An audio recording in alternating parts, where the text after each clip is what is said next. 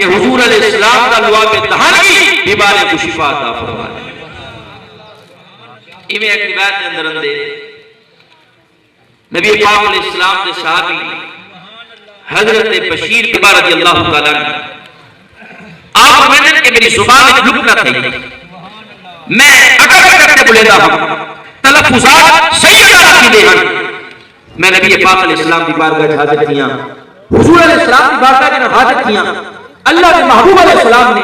میرے منہ دے اندر اپنا لعاب دہن سکے، فرمایا حضور علیہ السلام دے لعاب دہن وجہ نہیں دے رہی، میری زبان کی جڑی لکنت رہی حضور نے لعاب کی برکت نال فرمایا وہ ختم تھی گئی۔ ایک گل کی پئی ہے حضور علیہ السلام دے لعاب دہن کونین دے ہر ہر کونے دا وائن پٹدے حال مدینے وچ مسکین یتیم غریباں دی اے بکری بھال مدینے وچ اساں در در دے کے ٹھکرے کھاؤ سارا حیرت پال مدینے وچ جڑی سفر بھی نہ گال بنے اودی بڑی ہے گال مدینے وچ۔